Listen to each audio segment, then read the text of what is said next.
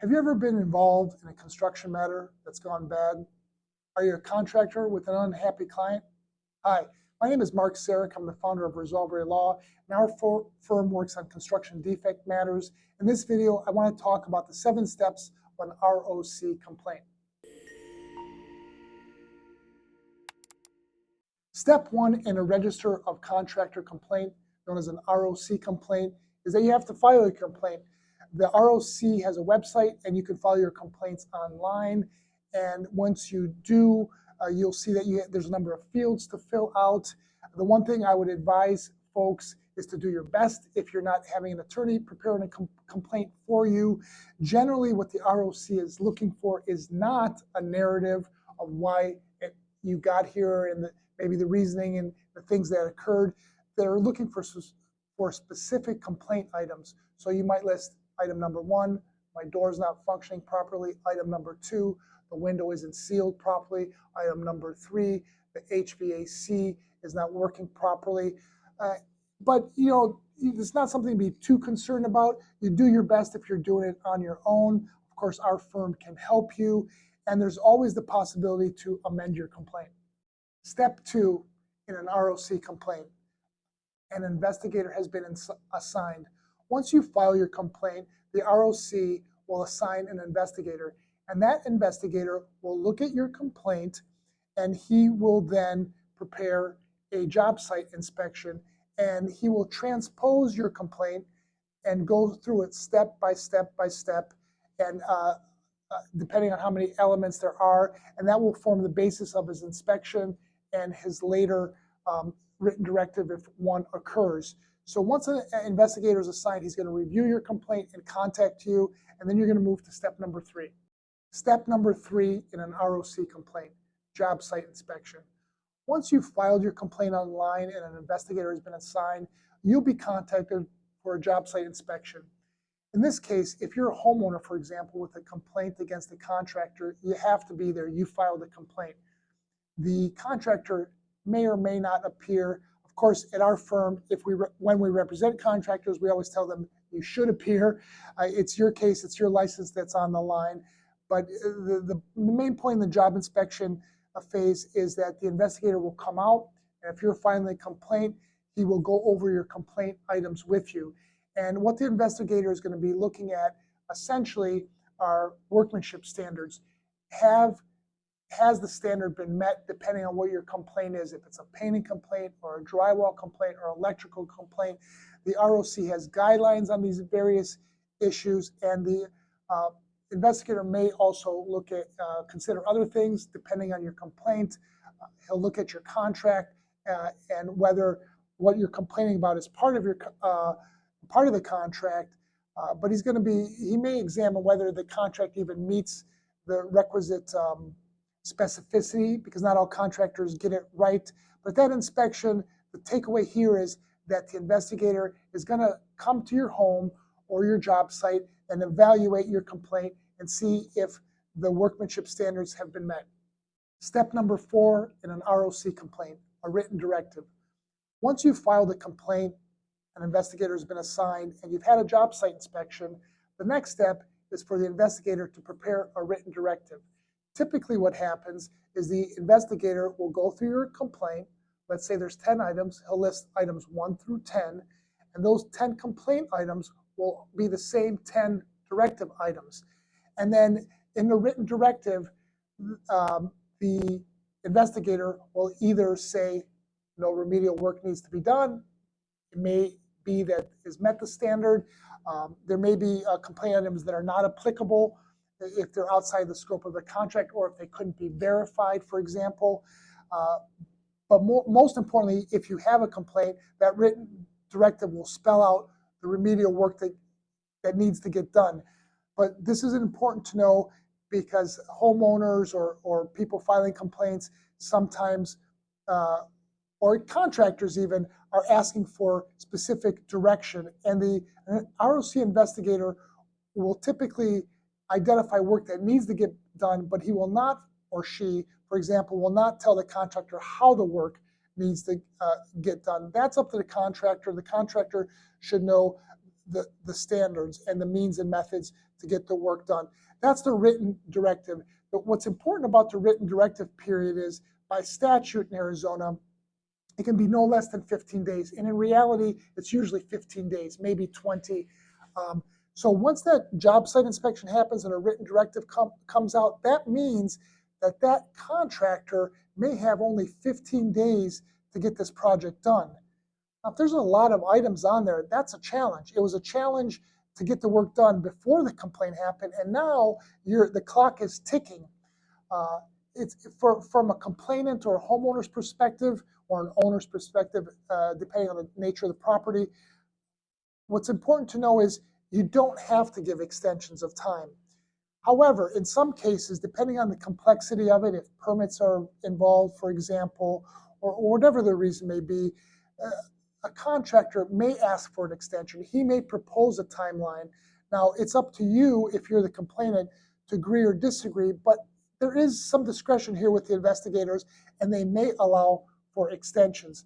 I've had cases where the contractor will say, I wasn't given an extension, and the investigator says, well, you never asked for one. So if you're a contractor and you need additional time, ask for it. But also know that you may not get it, and as a homeowner or an owner of a property, know that you don't have to consent. If your goal is just to move this process along, then stick with that initial window of time to make the repairs. However, a lot of folks also do want to get the repairs made. So it really depends on the facts or circumstances. If you're handling this on your own, there's a lot of considerations. If you have an attorney involved, they'll guide you through it. Step number 5 in an ROC complaint: compliance inspection. Once you filed the complaint, had an investigator inside, and had your job site inspection, you've had a written directive that said XYZ work needs to get done. And at the end of that window of time, 15, 20 days, whatever it is, the investigator will typically contact the owner or complainant, maybe a homeowner, and say, hey, has the work been done? Where are we at with this project? And there may be a variety of responses. Yes, the work was done. They did some of it. They did none of it. If work was done, then the question is, does the investigator need to come back out? If an extension of time has not been granted and work has been done, an investigator will typically come back to see to what extent, if any, the contractor has complied with his written directive. Now, if no work has been done, and this does happen, the investigator might say, hey, there's no reason for me to come out. As with the original job site inspection, the complainant or owner or homeowner has to be there for the compliance inspection. It's your complaint after all. The contractor does not. In our firm, we always recommend that the contractor does show up. That way they can defend or present any work that was done to the investigator. But that's the compliance inspection stage. And after the compliance inspection, the next question is going to be, are we going to legal? Where are we at with this case? Step number 7 in an ROC complaint: the citation. If you file the complaint with the ROC, had an investigator assigned, there's been a job site inspection, he or she has issued a written directive, some work has been done, maybe all of it, some of it, maybe none of it. If the work has been done, there's been a compliance inspection. Now the next question is, has all the work been done? If all the work has not been done, typically what happens is the investigator will make a recommendation to legal for a citation. Once that citation is issued, as with the original complaint, the contractor will have to answer. If they don't answer a citation, they could be suspended or revoked potentially, but most folks will issue an answer, and that answer will then lead to a hearing or final step. Step number 7 in an ROC matter: the hearing. Once you've had a complaint, an investigator has been assigned, you've had your job site inspection, there's been a written directive, there's been a compliance inspection based on the work done, a citation's been issued, now we're going to a hearing. ROC matters are heard before administrative law judges. In Arizona, it's the Office of Administrative Hearings. A notice will go out with a hearing date, and a packet of information will be sent to all the parties. And in that notice of hearing packet, you will typically find a lot of information, your original complaint and answer, and you will also find the inspector's job site notices and inspection notes, You'll find the written directive and whether it's been complied with. And then you'll also typically find compliance notes if there has been a compliance inspection. That notice of hearing packet will typically include photos. When the investigators go out, they take pictures. The ROC's legal department will include those in the hearing packet, but not all of those. And that's an important point. When you get that, when the parties receive the notice of hearing packet, there'll be a number of other items that will be addressed. Sometimes parties try to have a settlement conference before the hearing, but what's important here is 7 days before the hearing, the parties need to provide disclosure statements to each other. If, for example, either the complainant or the respondent does not want to rely on what's in that hearing packet, if they have additional evidence, they need to disclose that or share it with the other side. In the notice of hearing packets, you can create your own forms, and law firms do, but there'll also be a couple of pages towards the end of that packet that has a witness list and an exhibit list. So at our firm, we help our clients. We will prepare a witness list. You may have not only yourself as an owner, homeowner, or contractor, you may have other people that you want to testify, so you need to list those witnesses. The administrative process can be somewhat flexible. I have seen people just show up at hearings, but ideally you never want to have any complaints or never want to be precluded from bringing a witness. So you want to list your witnesses in advance, share it with the other side. And the other component is your evidence. If in the notice of hearing packet and what the ROC investigator has provided is not complete, in your opinion, either side may have correspondence. Well, hey, I offered to come out, they wouldn't let me, or I asked them to come out and I never heard back. You may have emails or texts that you want to include. There may be additional photos.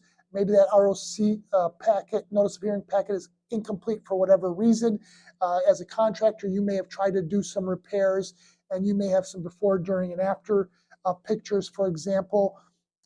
In every case, it's a little bit different. But before the hearing, you want to do your disclosure statements, and then comes the hearing itself. The ROC will typically, or the Office of Administrative Hearing, rather, will typically schedule hearings either in the morning or in the afternoon.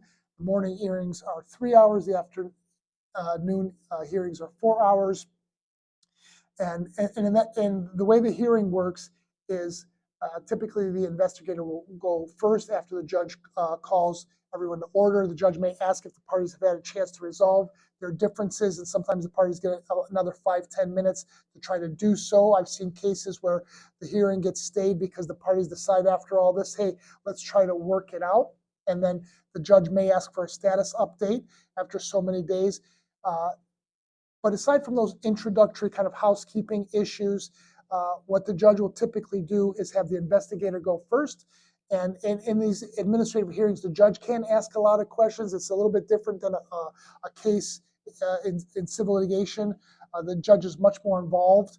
The judge will ask the investigator what happened. They'll confirm the evidence. And then the parties will get a chance to ask the investigator questions if they deem it appropriate.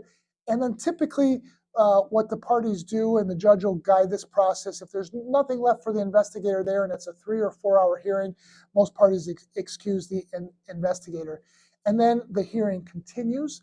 The complainant will go first, present their case, and the respondent will get to cross-examine any witnesses, and then the respondent will present their side with witnesses or documents, and then the parties will proceed to closing arguments.